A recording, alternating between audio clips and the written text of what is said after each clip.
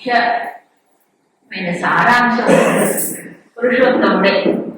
ఆ పురుషోత్తముడే ఈ జీవ జగత్తులకు ఎలా ఆధారంగా ఉన్నాడో సూచించాడు.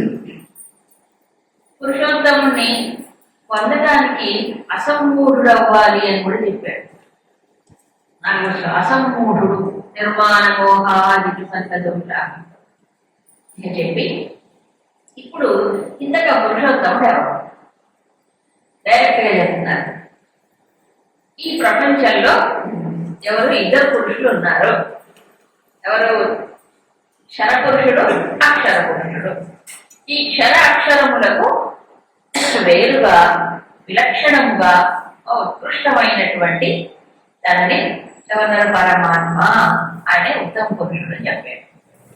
ఆ పరమాత్మ ఎక్కడ? లోకత్రయం ఆమిష్య, 3 లోకాల్లో ఉండి ఆయన అవ్యయుడుగా ఉన్నాడు చెప్పి ఇప్పుడు క్షరానికి అక్షరానికి అతీతంగా ఉన్నటువంటి వాడు పురుషోత్తముడు అని ఎవరు చెప్పారు?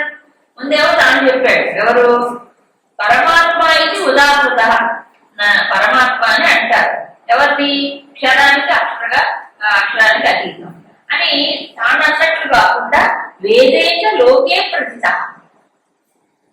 లోకంలోనూ అలా చెప్తారు, తర్వాత వేదంలో కూడా అదే చెప్పబడింది. సరే, పురుషోత్తముడనే పేరుతో వ్యవహరింపబడతాడు పరమాత్మ. సో ఇప్పుడు పరమాత్మ అన్న పురుషోత్తముడన్నా ఒకటి. మరి ఆయన ఎక్కడున్నాడు? ఈ క్షరానికి అక్షరానికి అతీతంగా. క్షరాక్షరములు అంటే ఏంటి? ఈ జగత్తు రూపంలో వ్యక్తమైనటువంటిది కార్య జగత్తు అంటారు. కారణం ఎవరు? అక్షరుడు. అక్షరుల్లో నుంచి సృష్టి వచ్చింది. ఈ జగత్తంతా కారణం. ఇదేమో క్షరం. ఆయన అక్షరుడు, కారణం, సమిష్టి కారణం. అందుకని సృష్టి అంతా లయమైపోయినా ఆయన మాత్రం ఉంటాడు. సో ఇప్పుడు ఈ క్షర అక్షరములు మారిపోతూ ఉన్నాయి. అంటే క్షరము అక్షరం, అక్షరం క్షరం. క్షరానికి క్షరం అనేది అక్షరం నుంచి వచ్చింది. మరి అక్షరుడు ఎప్పుడు క్షరము కాకుండానే ఉంటాడు. ఇప్పుడు 2 ఉన్నాయి మనకి. అద్వైతం 2 ఒప్పుకోదుగా. మరి ఏమైనా ఉండాలి? ఒకటే ఉండాలి. ఏకమేవ అద్వితీయం బ్రహ్మ అంటాడు. మరి 2 చెప్పారు కదా. 2 ఎందుకు చెప్పారంటే మనం ఈ జగత్తుని, ఈ సృష్టిని ఇదంతా సత్యంగా నిత్యంగా నమ్ముతున్నాం కాబట్టి, మనకు కనిపిస్తుంది కాబట్టి ఇది క్షరం. ఈ క్షరం ఎక్కడి నుంచి వచ్చింది? అక్షరుడులో నుంచి వస్తుంది. అది కారణం, ఇది కార్యం. మరి భగవంతుడు ఎవరు? కార్యకారణాల కట్టి. ఆయన కారణము కాదు, కార్యము కాదు. కారణం అంటే కార్యం ఉండాలి, కార్యం ఉండదంటే కారణం ఉంది తీరాలి. ఈ రెండింటికది కదా. అందుకని క్షరములకు అక్షరములకు అతీతం. మరి ఆయన అడ్రస్ ఏమిటి? అంతటా ఉండడం. అంతటా ఉండటమే ఆయన అడ్రస్. ఎప్పుడు ఉండటమే ఆయన అడ్రస్. అంతటా, ఎప్పుడు, సర్వదా, సర్వత్రా. మరి అందుకే ఏమన్నారు? ఈ పురుషోత్తమ, ఇది మనం మొదట్లో చెప్పుకున్నాం. పురుషోత్తముడు ఎవరు? ఎక్కడున్నాడు? అంతటా నిండి ఉన్నాడు. పూరయది పురుష, అంతటా నిండి ఉన్నవాడు పురుషోత్తముడు. ఆ స్వరూపం ఏమిటి? పురుషోత్తముడు అనేవాడు అంతటా ఉన్నాడు అని అంటే ఎలా ఉంటాడు? ఆయన సర్వము వ్యాపించినటువంటి వాడు, సర్వవ్యాపకుడై ఉన్నటువంటి వాడు క్షరము అక్షరానికి అతీతమై ఉన్నాడు అన్నాడు. అంటే ఏంటి? ఈ కార్యకారణములను అధిగమిస్తే ఉండేది పరమాత్మ. అంటే పరమాత్మ యొక్క అనుభవం కలగాలంటే ఏమవ్వాలి? ఈ కార్య జగత్తుని, దానికి మూలమైన కారణాన్ని రెండింటినీ ట్రాన్సెండ్, అధిగమించాలి. ఇప్పుడు మనలో కూడా వ్యక్తమైంది జాగ్రత్త అవస్థ, సుషుప్తావస్థ అవ్యక్తం, అది కారణం. ఈ 2 దాటిపోతుంది కదా. 2 దాటిపోతాయి కదా పరమాత్మ ప్రాప్తి, పరమాత్మని అనుభూతి కలుగుతుంది. అది వ్యష్టిలో చెప్పారు, సమిష్టిలో చెప్పారు. అంతే. అందుకంటే పరమాత్మ అనుభూతి పొందాలంటే 2 దాటాలి. అందుకే అతీత అన్నాడు. కానీ 2కి అతీతుడే, కానీ 2కి ఆధారం. క్షర అక్షరములకు ఆధారముగా ఉన్నది పరమాత్మే. అందుకే విభక్తి 3 లోకముల్లో నిండి ఉన్నాడు. సరే, ఇప్పుడు ఇలా ఎవరైతే నన్ను పురుషోత్తముడుగా తెలుసుకుంటాడో, అంటే పురుషోత్తముడు ఎవరు? ఈ మొత్తానికి ఆధారంగా ఉన్నటువంటి వాడు. తర్వాత అవ్యయుడు, నాశరహితుడు, ఈ రెండింటికి అతీతం. అలా తెలుసుకున్నవాడు సర్వవితు, సర్వములు ఎరిగిన వాడు. మా సర్వభావేన భజతి, సర్వభావేన మాం భజతి. ఇక్కడ సర్వభావం అంటే మామూలుగా మనం భావయుక్తంగా భజించాలి, భావయుక్తంగా పాడాలి, భావయుక్తంగా చదవాలి అంటున్నాం. ఇక్కడ సర్వభావేన భజతే అంటారు. ఏమిటి సర్వభావం?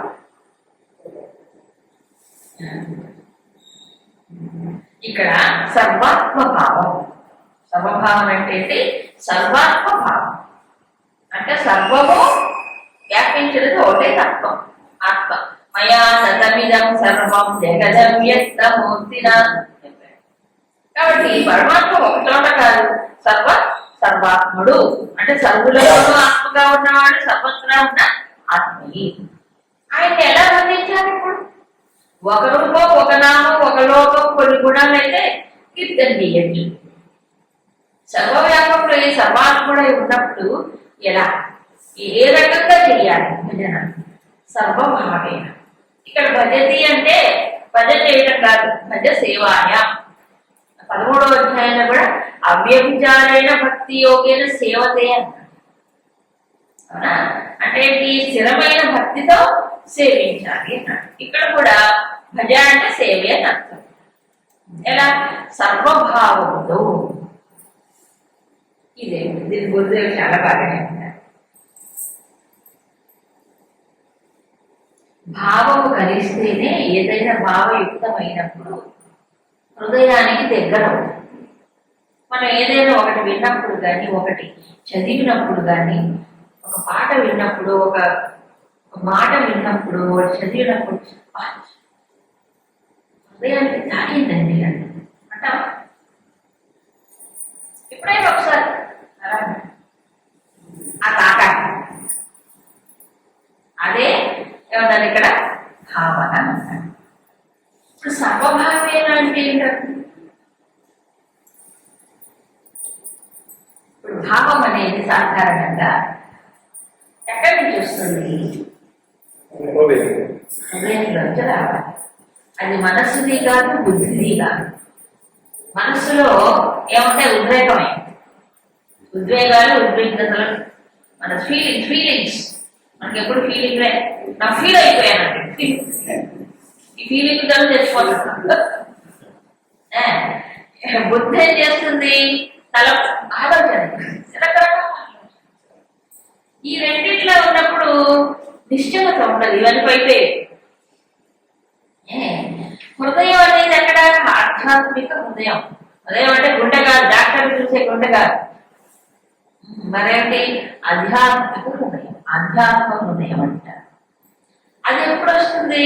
భగవంతుడు చెప్పినట్టు మనసుని, బుద్ధిని రెండు పరమాత్మ వైపు మళ్ళించినప్పుడు ఆ హృదయం అనేది అలా తెరుచుకుంటుంది, వికసిస్తుంది. దాంట్లో నుంచి వచ్చేది భావం.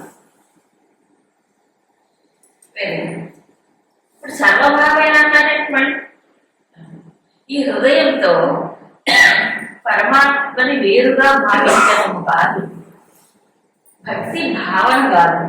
భక్తిలో భక్తుడేమవ్వాలి? పరమాత్మలో లీనమైపోవాలి,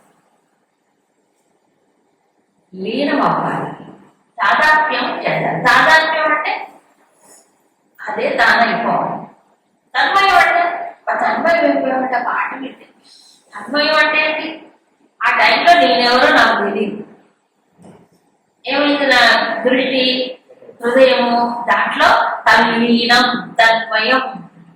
తల్లీనం అంటే దాంట్లో కలిగిపోయింది, కలిసిపోయింది. అలాగే తాదాత్మ్యం, తాను అదే అయిపోవడం. తాదా ఏదైపోవడం?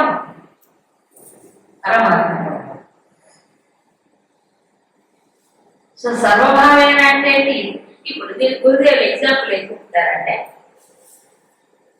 ఇవి చాలా లోతైన విషయాలే, కానీ చెప్పుకుంటే మంచిది. ప్రేమని ఎలా పోలిస్తారు? లీటర్లు, మీటర్లు, మిల్లీమీటర్లు ఇవన్నీ బోర్డులు ఉన్నాయి, కొలమానాలు బయట ప్రపంచం. ఇవన్నీ వస్తువులని, పొడుగుని, ఎత్తుని కొలవడానికి. ప్రేమను ఎలా కొలుస్తారు? గిఫ్ట్లతోనా? గిఫ్ట్ ఇప్పుడు ఇవాళ రేపు అంతే, గిఫ్ట్లతోనే ప్రేమను కొలుస్తున్నారు. మరి తల్లిదండ్రులు పిల్లల మధ్యలో కూడా అట్లే. ఇప్పుడు బర్త్డేకి డాడీ వాడు అడిగిన గిఫ్ట్ కొనిస్తే మా డాడీ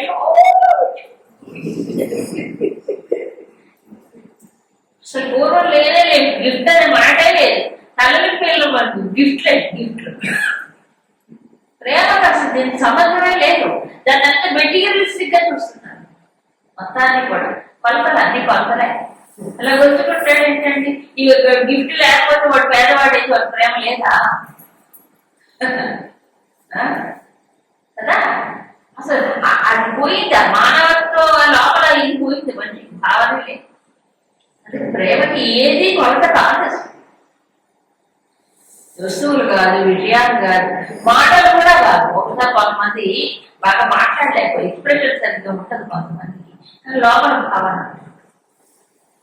మాటలో వ్యక్తం చేయలేదు, అంతే సాధ్యం కాదు చేయడానికి కూడా.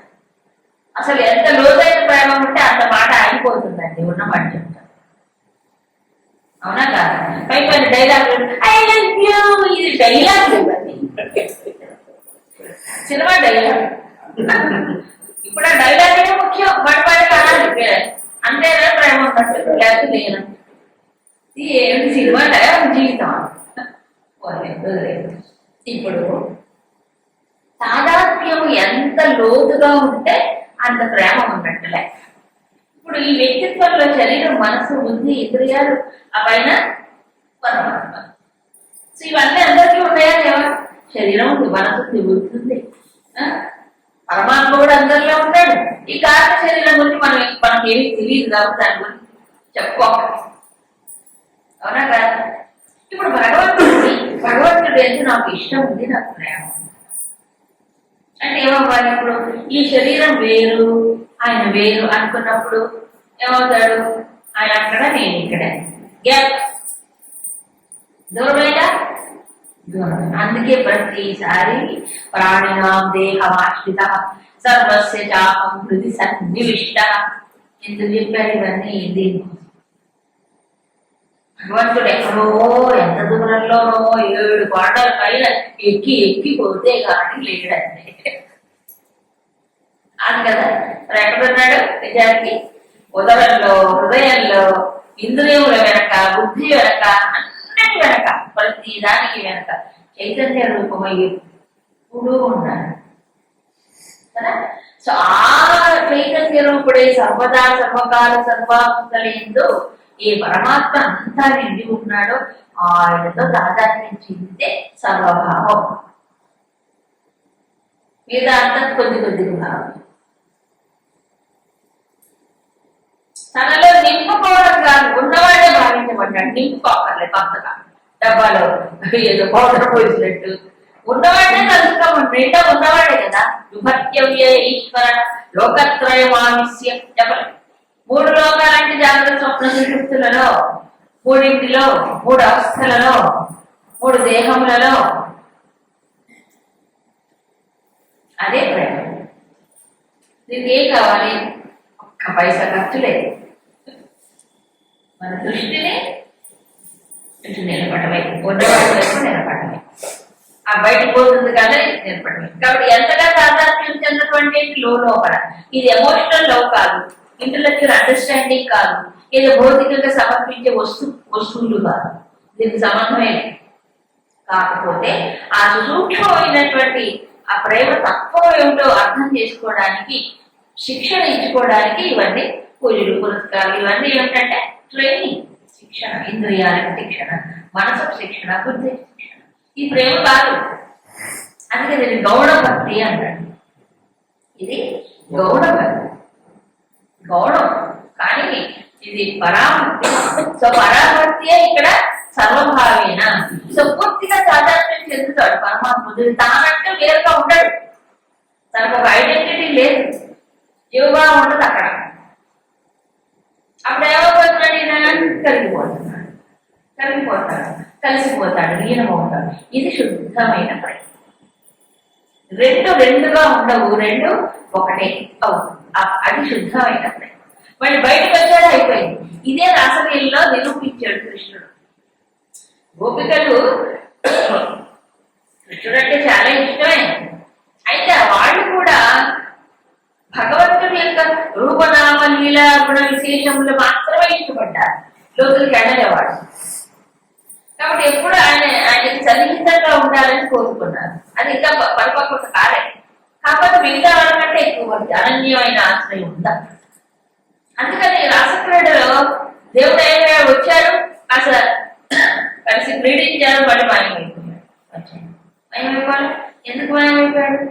వీళ్ళల్లో కృష్ణ భావన పోయి గోపికా భావన వచ్చేసింది. కృష్ణ భావన పోయి నేను గోపికని, కృష్ణుడు నాకు లభించాడు, ఆహా ఓహో మీ అంత అదృష్టవంతులో, మీ అంత గొప్పవాడమా అనుకున్నాను. అహంకారం వచ్చేటప్పటికి అనంతుడు దూరం అయిపోయింది. అది గుర్తు. సరే, కాబట్టి సర్వభావేన అంటే కంప్లీట్ ఐడెంటిటీ, పరిపూర్ణమైనటువంటి తాదాత్మ్యం పరమాత్మతో. ఎందుకని? సర్వాత్ముడై సర్వత్రా ఎప్పుడు ఉన్నవాడు కాబట్టి. అది భక్తి, అది పురుషోత్తమ యోగం. ఇలా ఈ మరి గుహ్యమైనటువంటి ఈ శాస్త్రాన్ని నేను నీకు చెప్పాను అర్జున. ఏతద్బుద్ధ్వా బుద్ధిమాన్స్య, దీన్ని బాగా తెలుసుకొని అవగాహన చేసుకొని ఎవరైతే, ఏ బుద్ధిమంతుడైతే బాగా చక్కగా అవగాహన చేసుకుంటాడో కృతకృత్య అతను ఏమవుతాడు? కృతకృత్యుడు అవుతాడు. బుద్ధిమాన్ అంటే ఏంటి? బుద్ధిలో ఈ జ్ఞానం నింపుకున్నవాడు. పుస్తకం నుంచి మస్తకం కాదు, అక్కడ మస్తకం ఇక్కడ హృదయం. బుద్ధ అంటే హృదయంలో నుంచి దాని సర్వభావన అన్నారే, ఆ భావనతో కూడి ఉంటాడు. కృతకృత్యుడు అది కూడా చెప్తున్నాం. అంటే జీవనం సఫలం అవుతుంది, జీవనం సార్థకం అవుతుంది. ఎప్పుడు? ఈ పరమాత్మని ఈ ప్రకారంగా తెలుసుకున్నటువంటి వాడు. ఇక తెలుసుకోవాల్సిందేవి మిగతాది. ఎందుకంటే తెలుసుకోవడం అంటే మళ్ళీ బుద్ధ అనగానే బుద్ధితో తెలుసుకోవడం అనుకుంటాం కాదు. ఇందాక దాదాత్మ్య భావనతో, అనుభవంతో తెలుసుకోవడం. ఇక తర్వాత పొందవలసింది లేదుగా. ఎందుకంటే పరమాత్మ కంటే మించింది ఎవరు? సర్వోత్కృష్టమైనటువంటి పరమాత్మతో ఏకమైనప్పుడు ఇక పొందాల్సిందని. ఇంతటితో అసలు భగవద్గీత టీచింగ్ అయిపోయినట్లే. అందుకని ఈతి అనే మాట వాడారు. ఈతి గుహ్యతమం శాస్త్రం అంటే నీకు ఈ లోతైన శాస్త్రం ఇప్పుడు చెప్పబడింది నాయన అంటే. ఈతి అంటే ఎండింగ్ అని అర్థం, అవునా? పూర్తయిందని అర్థమే. కాకపోతే ఇవన్నీ అపెండిక్స్ అంటారు. అంటే ఒక పుస్తకంలో కొన్ని చాప్టర్స్ ఉంటాయి, లాస్ట్ చివరి పేజీల్లో కొన్ని ఉంటాయి, అవునా? వాటి ఏమంటారు? అపెండిక్స్ 1, అపెండిక్స్ 2, అపెండిక్స్ 3 అంటారు. అంటే వీటికి అనుబంధములు అంటారు, అనుబంధం. కాబట్టి అనుబంధ అధ్యాయములు ఇవన్నీ. ఇంతకు ముందు అధ్యాయములలో అలా ఏమంటారు, కేవలం స్ట్రోక్స్ అంటే అక్కడక్కడ కేవలం చెప్పారు అంతే. ఉదాహరణతో వివరంగా చెప్పలేదు, మెన్షన్ చేశారు. ఇది మిగతా అధ్యాయంలో ఇవన్నీ. కాబట్టి కేవలం మెన్షన్ చేయడం జరిగింది తప్ప వివరించి చెప్పలేదు. వాటిని అక్కడ అవకాశం లేదు భగవంతుడికి వివరించడానికి. అందుకని తర్వాత 3 అధ్యాయాలు కూడా వచ్చాయి. ఇలా అపెండిక్స్ అని అనుబంధంగా కానీ ఇది ఇంపార్టెంట్ కాదనుకోవద్దండి. ఇవే ఇంపార్టెంట్, ఇవే చాలా ముఖ్యమైనవి. ఎందుకంటే ఈ 16, 17, 18 అధ్యాయాలలోనే మొత్తం మానవుడి క్యారెక్టర్ అంతా కూడా వ్యక్తిత్వము, గుణాలను అనుసరించి చక్కగా విభజించి చూపించబడింది. సో ఈ విభజన చూసినప్పుడు మనం ఏ కేటగిరీలో మనకు అర్థం అవుతుంది. గుణాలను బట్టి కదా విభజన జరుగుతుంది. ఇప్పుడు కర్మ ఎలా చేస్తే సత్వం, బుద్ధిలో ఏ జ్ఞానం ఉంటే సత్వం, బుద్ధిలో లేదా ఏ జ్ఞానం ఉంటే రజస్సు, ఇవన్నీ ఎవరికి వాడు చెక్ చేసుకోవచ్చు. నా బుద్ధి సాత్వికమా రాజసికమా తామసికమా, నేను చేసే కర్మ తామసికమా సాత్వికమా రాజసికమా, నా జ్ఞానము సాత్వికమా రాజసికమా తామసికమా, నేను చేసే దానము ఈ మూడింట్లో ఏది, నేను చేసే యజ్ఞము ఈ మూడింట్లో ఏది, ఇవన్నీ చెక్ చేసుకోవడానికి, పరిశీలించుకోవడానికి సెల్ఫ్ చెక్. లేకపోతే ఏమవుతుందంటే మనసు ఎప్పుడు మోసం చేస్తుంది, మోసం చేస్తుంది. నేనే కరెక్ట్, నాదే కరెక్ట్. దాని ఆట కట్టి వేయాలంటే నిష్పక్షపాతంగా దాన్ని తాను చూసుకోవాలి. నిష్పక్షపాతం అంటే సమర్థించుకోకూడదు. ఎట్లా అయితే పక్కవాడిని సూది చూసినట్టు చూస్తామో దాన్ని తాను అలా చూసుకోవాలి. పక్కవాడిని జడ్జి చేయడానికి మనందరం చాలా ఇదిగా ఉంటాం. నన్ను నేను చూసుకున్నప్పుడు అంత ఖచ్చితంగా చూసుకోగలుగుతాను. అప్పుడు కానీ సెల్ఫ్ కరెక్షన్ జరగదు కదా. అందుకు ఇదంతా ఏంటంటే లోపలికి తిరిగి దాన్ని తాను పరిశీలించుకోవడానికి గైడ్ కావాలి కదా. అందుకు భగవంతుడి గైడ్ అంటే ఏంటి తెలుగులో? గైడే చూపించాడు. సో ఇక్కడి నుంచి కూడా విశ్లేషణ విభాగము అంటారు. అందుకే ఈ అధ్యాయం పేరు కూడా దైవాసుర సంపద విభాగ యోగం. ఇది కూడా విభాగమే. దైవీ సంపద, ఆసురీ సంపద, అది కూడా సంపదే అంటారు. వాడికి అది సంపద, వీళ్ళకి ఇది సంపద. సరే, రెండు సంపదలే కదండి, ఏదుంటే ఏం పోయింది అంటానికి లేదు. ఈ రెండిట్లో ఏది మంచిదో, ఏది మానవుడు ఉద్ధరిస్తూ తర్వాత శ్లోకాలు చెప్తారు. ఈ విషయంగా చూస్తే ఇలా ఇంత ఖచ్చితంగా విభజించి ఈ దైవీ గుణములు, ఈ ఆసురీ గుణములు అని వర్గీకరించి చెప్పాడు భగవంతుడు. ఎందుకు అంటే ప్రతి జీవుడి యొక్క హృదయంలో ఈ రెండు ఉంటాయి, కాస్త ఎక్కువ తక్కువ ఉంటాయి. దైవీ గుణాలు ఎక్కువ ఉంటాయి, ఆసురీ తక్కువ ఉంటాయి. ఆసురీ ఎక్కువైనప్పుడు దైవీ గుణాలు తక్కువ ఉంటాయి. ఇవి మారిపోతూ ఉంటాయి. కొంతమందిలో కొన్ని ఎక్కువ ఉంటాయి, కొన్ని తక్కువ ఉంటాయి. ఇలా రకరకాలుగా రెండు ఉంటాయి. ఈ రెండింటికి మధ్యలో ఎప్పుడు ఏముంటుంది తెలుసా? ఏముంటుంది? సంఘర్షణ కూడా ఉంటుంది. మనసులో ఒక గుణం ఉంటుంది, ఇంకో గుణం వచ్చి అడ్డం చెప్పింది, వెంటనే స్ట్రగుల్ ఉంటుందా? ఇది మంచిది అని చెప్తుంది బుద్ధి, ఇలా చెయ్యాలని చెప్పి మనసు రాడిపోతాను. అప్పుడు రెండింటికి మధ్యలో ఏమవుతుంది? సంఘర్షణ ఉంటుంది. ప్రతి మానవుడు హృదయంలో ప్రతిరోజు ఉంటుంది. ఎప్పుడు పరిశీలించుకుంటే కొట్టుకుపోయాడు అనుకోండి, సంఘర్షణ వెళ్ళిపోతాడు. ఆ గుణం ఎట్లా చెప్తే అక్కడ కొట్టుకుపోవడమే. తట్టుకుని నిలబడేది ఏముంది? కొట్టుకుపోయేవాడు చూస్తే కదా, నిలిచోని చూస్తే కదా అర్థమైంది. నిలబడి లేనప్పుడు, నిలబడి చూడనప్పుడు అది గుణమో దోషమో తెలియక ఎట్లా తెలుస్తుంది? పరిశీలిస్తేనే తెలిసేది ఇది గుణమని, ఇది దోషమని. మనసు ఏమో ఒప్పుకోదు. అందుకని మనసు చెప్పినట్టు వినద్దు. ఆ పైన జడ్జి చేసేది ఉంటుంది, ఏది వివేక బుద్ధితో చూసుకోవాలి. అలా చూసుకునే వాటి పోరాటమే. అందుకే జ్ఞానిలో నిత్యమైనడు. నిజమైన జ్ఞాన దృష్టితో చూసేవాడికి ఎప్పుడూ వైరమే. ఎవరితో? ఈ గుణవృత్తి విరోధ దుఃఖం అని చెప్తుంది పతంజలి యొక్క సూత్రాలు. ఈ గుణములు ఒకదానికొకటి వ్యతిరేకంగా ఉంటాయి కాబట్టి ఏమవుతుంది? అప్పుడు ఈ మూడు గుణాలు ఒకచోటే ఉంటాయి, ఒకదానికి ఒకటి వ్యతిరేకంగా ఉంటాయి. ఈ విరోధం వల్ల ఎప్పుడు కూడా ఏమవుతుంది? మనిషికి ప్రాబ్లమే. సత్వం పైకి పెడితే రజస్సు సమస్య పెరగడానికి ప్రయత్నం చేస్తుంది.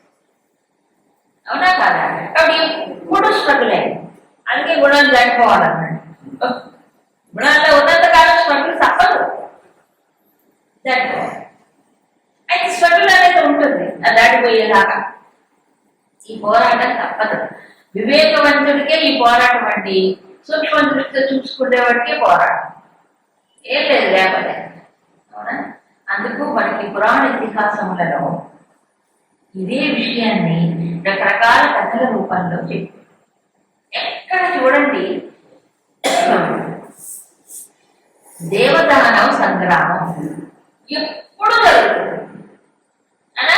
ఒకసారి దేవతలు అధిగమిస్తారు, గెలుస్తారు, జయం పొందుతారు, వీళ్ళు వాళ్ళని సహాయం చేస్తారు, అసురులు ఏమైపోతారు మళ్ళీ కొన్నాళ్ళ తర్వాత ఎక్కడో ఏదో లోపల అసలు మళ్ళీ ఏం చేస్తారు, నెమ్మదిగా బలం పుంజుకుంటారు, శక్తి పెంచుకుంటారు, దేవేంద్రుడిని అందరినీ దిక్కులు పట్టేలా మళ్ళీ ఏదో ఏదో ఏదో పడి జరుగుతూనే ఉంటుంది. ఎప్పుడు ఈ పోరాటం కాకుండా నిత్య నిరంతరం ఉంటుంది.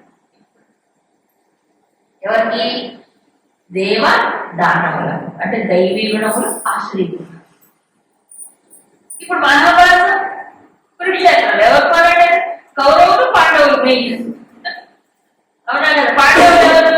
భగవంతుడిని ఆశ్రయించిన వారు. కౌరవులు మానవుడి యొక్క బలాన్ని ఆశ్రయించేవాడు. మొదట్లో తెలిసిపోయింది కథ మొదలు.